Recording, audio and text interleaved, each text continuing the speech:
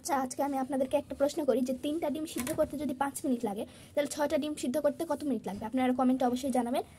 এদিকে আমরা ভোরে ঘুম থেকে উঠেছি আজকে, উঠে ফজরের নামাজ পড়ে আমার মা ঘরটার পরিষ্কার করছে আর আমি এখানে নাস্তা রেডি করছি। তো আমার আজকের নাস্তা হচ্ছে চা, ডিম সিদ্ধ আর ঘি টোস্ট, এই 3টা। তো আমি সর্বপ্রথমে চায়ের পানি উঠে তেজপাতা দিয়ে দিয়েছি।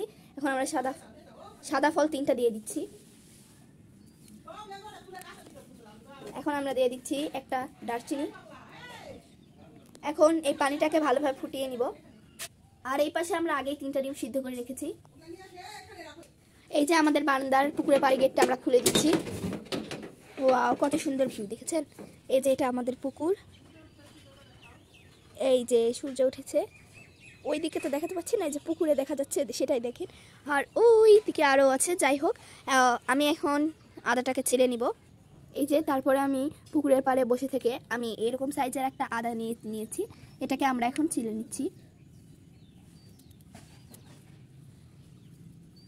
এভাবে পুরো আদাটাকে ছিলতে হবে। এই যে গাইস দেখুন, আমরা আদাটাকে ছিলে নিয়েছি। আপনারা অনেকে আদার খোসা সহ খেতে পারেন, মানে আদার খোসা সহ চাই দিতে পারেন। আমি ছিলেই ব্যবহার করি, আপনাদের যার যেটা সুবিধা আপনারা সেইভাবেই করতে পারেন। এই যে দেখুন গাইস, আদাটাকে আমরা কুচি কুচি করে কেটে নিয়েছি। এখন আমরা এটাকে ধুয়ে নিব। এই যে গাইস, এটাকে আমরা ভালোভাবে ধুয়ে নিচ্ছি। তারপরে আমরা একটা থেঁতনির মধ্যে আদাগুলো দিয়ে দিচ্ছি, পিষনি। তারপরে এটাকে আমরা ভালোভাবে থেঁতে নিচ্ছি। বেশিও খেতে যাবে না, হালকা করে, তাহলে কিন্তু রসটা বের হয়ে গেলে আর কিন্তু আদার উপকারিতা থাকবে না। এই যে আমাদের আদা বাটা হয়ে গিয়েছে। এখন আমরা চায়ের ওইদিকে যাব, দেখি চায়ের কি অবস্থা। চায়েরও মোটামুটি বলক এসে গিয়েছে। তো এখন আমরা চাটাকে আরও বেশি মানে ফুটিয়ে নিব। বেশি ফুটলে চায়ের টেস্ট বেশি হয়। তো গাইস, এই যে চাটা হয়ে যাক, তো ততক্ষণে আমরা ডিমগুলোকে ছিলে নেই।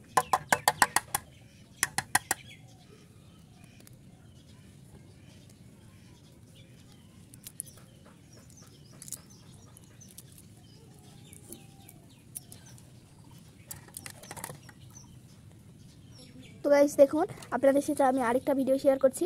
সেই ভিডিওটি হচ্ছে যে ডিম ছেলার পরে যে খোসাটা এক্সট্রা থাকে, ওটা আপনারা ভুলেও ফেলে দিবেন না। ওটা দিয়ে আপনার গাছের অনেক উপকার হবে। তো এই যে সর্বপ্রথমে আমি ডিমের খোসাগুলোকে নিয়ে নিয়েছি। এখন আমি হাতে উঠাই নিচ্ছি। এখন আমাদের গাছের ওখানে যাচ্ছি। গাছের গোড়ায় সুন্দরভাবে হাত দিয়ে এরকম করে সাইড দিয়ে এরকম করে দিয়ে দিবেন। তো গাইস দেখুন, ডিমের খোসাটাকে আমরা গাছের সাইড দিয়ে ভালোভাবে এরকম করে হাত দিয়ে গুঁড়ো করে সাইড দিয়ে দিয়েছি। আপনারা এরকম করে কোনো গাছের টবেও দিয়ে দিতে পারেন। এখন একটু এসে ভালোভাবে একটু নেড়ে দিচ্ছি। এই যে গাইস, 3টা ডিম আমরা ছেলে নিয়েছি। এখন আমরা ডিমগুলোকে ধুয়ে নিব ভালোভাবে।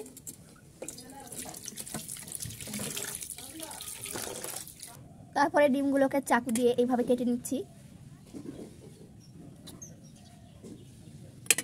পিছলা যাচ্ছে। এই যে আমরা বাটিতে করে টোস্ট দিয়ে দিয়েছি। তারপরে বাটিতে করে ডিম দিয়ে দিয়েছি আর টোস্ট বিস্কিট। এই যে তারপরে 1 গ্লাস পানি দিয়ে দিয়েছি।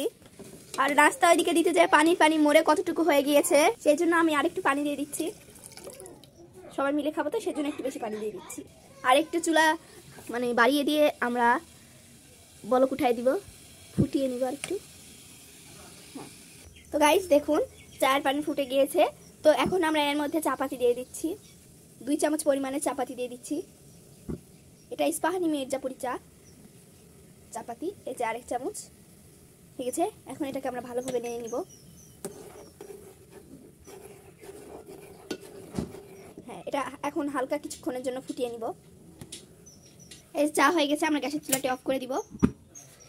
এখন আমরা বেটে রেখেছিলাম আদা, সেই আদাটাকে একবারে চুলা অফ করে দিয়ে দিচ্ছি। হয়েছে। এখন তাড়াতাড়ি করে ঢাকনাটা অফ করে দিবেন, তাহলে চায়ের সেন্টটা থেকে যাবে। এই যে আমি 2টা গ্লাস নিয়ে এসেছি। এখন আমি এর মধ্যে চিনি দিয়ে দিব। আর এই চিনিটা আপনারা শুরুতেও অ্যাড করতে পারবেন, শেষেও অ্যাড করতে পারবেন, মাঝেও অ্যাড করতে পারবেন। যখন খুশি আপনারা তখনই অ্যাড করতে পারবেন।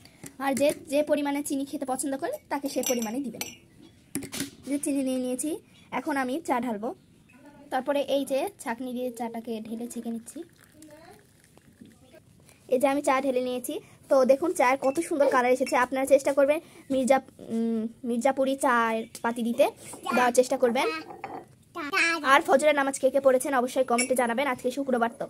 আর আমার ভিডিওটি যদি ভালো লেগে থাকে তাহলে লাইক কমেন্ট শেয়ার করতে ভুলবেন না। আল্লাহ হাফেজ।